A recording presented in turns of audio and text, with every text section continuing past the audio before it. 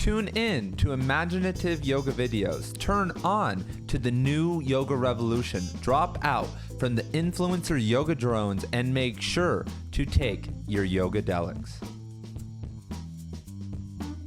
Shout out to all my revolutionary yogis out there. It's your boy Ian, aka Young Patanjali from yogadelics.com, here today to talk about why yoga is not, once again, is not cultural appropriation. And one of the big hot takes over the past couple years from all the yoga bloggers, podcasters, and Instagram do-nothingers is that yoga is cultural appropriation. What are we going to do?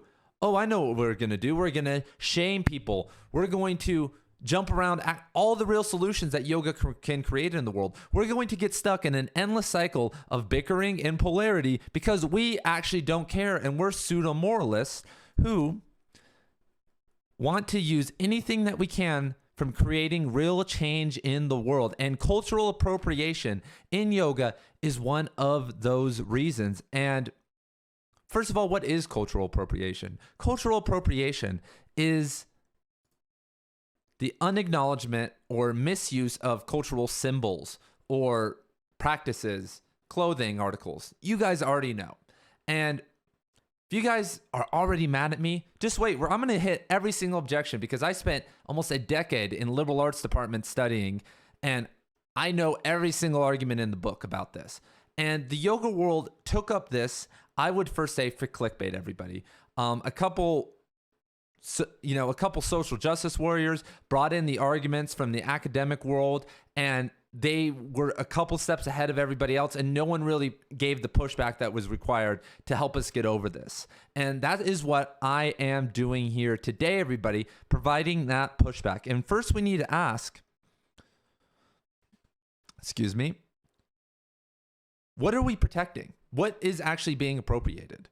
Do we care about creating an accurate perception of reality and changing the world, or petty cultural practices? And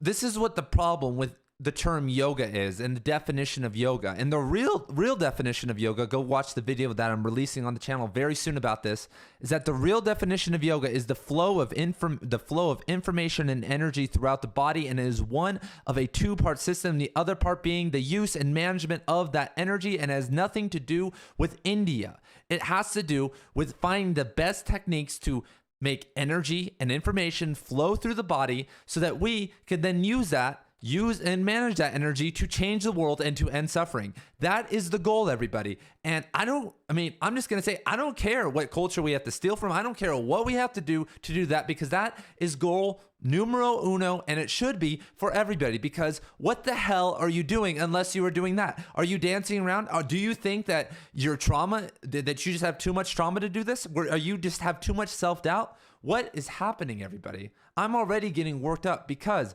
all these people are not shining attention on the real problems.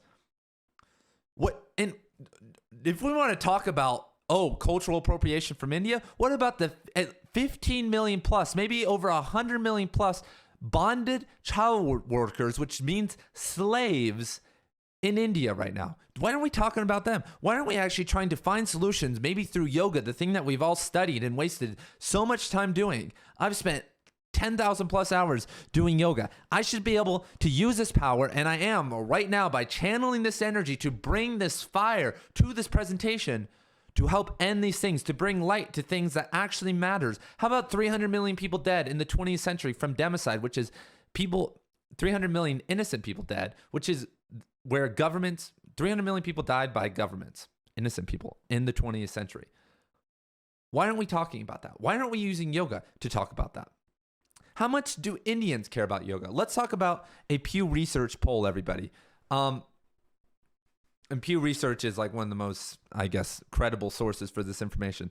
They say that 62% of Indians never do yoga. 22% do it monthly or less, which means that they never do it. So we have 85% of India doesn't even do yoga in general. And what are those other 15% of people doing? Are they using yoga in the way that it needs to be used? Probably not, because there are a lot of enlightened people in India, a lot of gurus, but they have been stuck in what I call yoga paralysis, where they have now become enlightened, achieved samadhi, gone into Raja Yoga and Bhakti Yoga. They've gone all the way, everybody, and we need to commend them for that and maybe learn from them. But they have become still in their life. They think they have this false narrative in their brain from God knows how long ago, 5,000 years ago probably, that everything in the world is going to continue, that there are samskaras and evil will persist.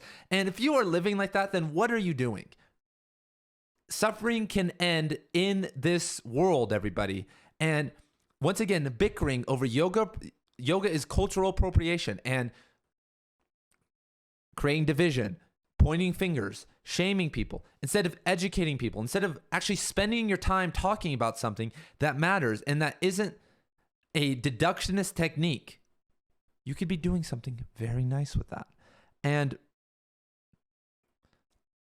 look at all the time that we waste with yoga, everybody. If we're arguing about yoga, what are we doing with the power? We can teach people, but as I talked about in the dystopian future of yoga video, yoga studios aren't really changing anything. We could have a yoga studio on every single block. And with the narrative and the practices and everything that is happening now, it wouldn't change a thing. So let's talk about one of the main arguments, everybody. And it's the power imbalance. That's one of the main things we get to when we're talking about one of the main arguments is that there's a power imbalance. I know about the colonization of India by the British. It was brutal. It was terrible. It actually ruined yoga on a lot of levels. It actually synergized. That's a word for me. Yoga, Western gymnastics with yoga, and like westernized a lot of the parts of yoga, and actually probably lost a lot of great things because of that. Then the millions of deaths that occurred also.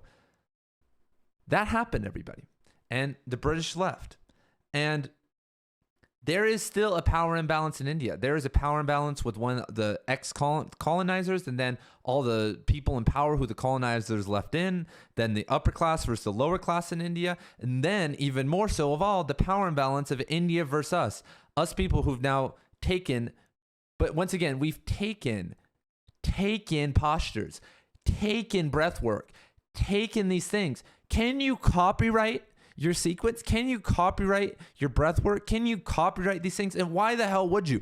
Do you care? Do all you care about is money? That's what, I think so. I think that's what yoga has been turned into. Yes, it is all about money, but what do you care about? And one of the things I was thinking about with this power imbalance is, where are the Indian Americans or Indians in general who are trying to break through and just aren't being seen because of all the white people doing yoga? Where are they? Where are all the people who have the actual solutions that work? Where are all the people that, they're like, man, I got this thing and will really help end suffering. I really can't get noticed. Where is it? I don't know who's actually being blocked from making a change in the world. And I get that the corporations and capitalism have created a narrative where Indians don't have a say. But guess what? No one has a say.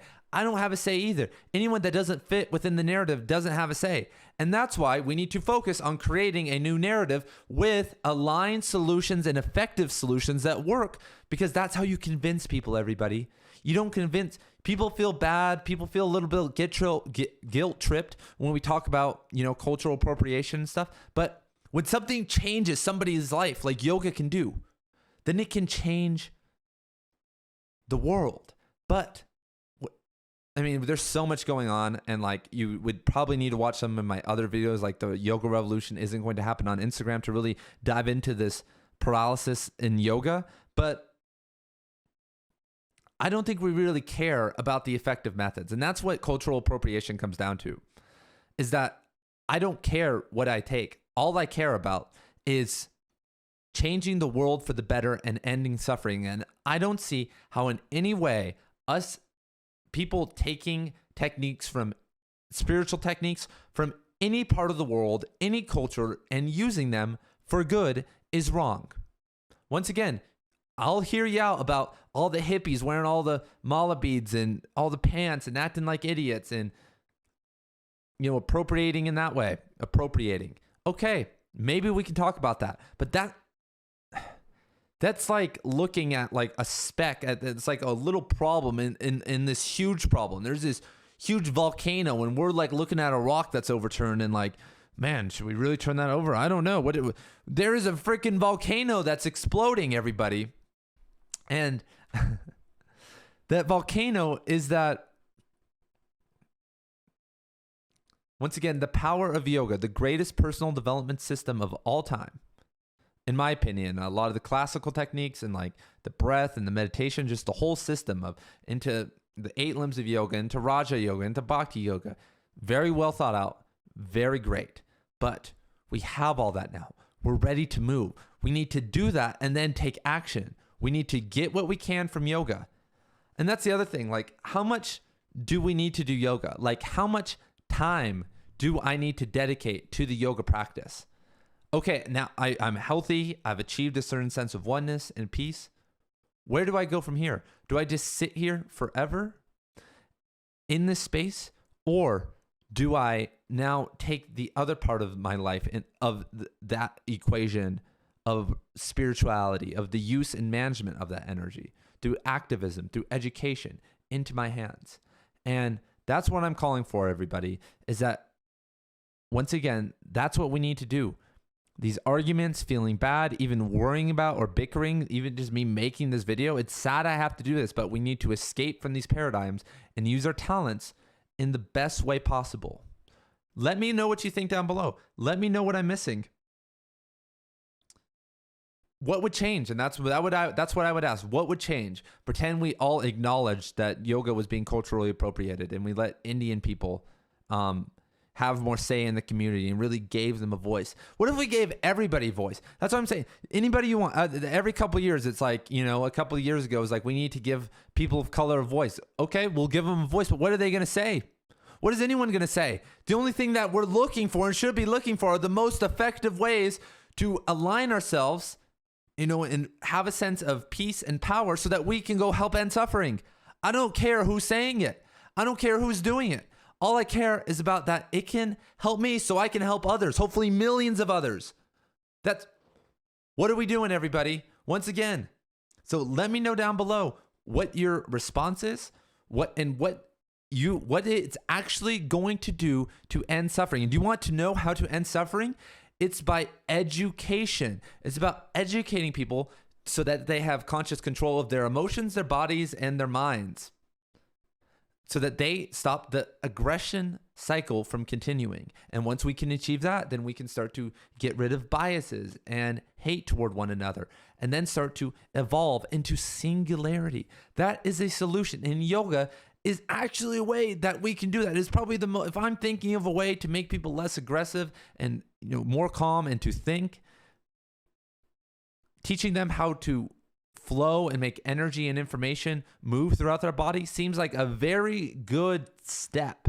How to achieve a certain sense of oneness and stillness within the brain through the later meditative limbs of the Ashtanga yoga system. That's what I'm seeing as a solution, everybody. Well, and there's a million solutions. If we want to talk about solutions, go watch my video. I can't remember what video, everybody. Probably Instagram bots can save yoga. I was going over solutions in some of those videos. I developed a big list of what yoga can do. I don't have that here, but go check that out, everybody. Thank you for being here. Subscribe if you enjoyed the video. Give me a thumbs up. Comment if you disagree. Let me know. We'll have a little discussion in the comments, and I will see you guys later. Peace.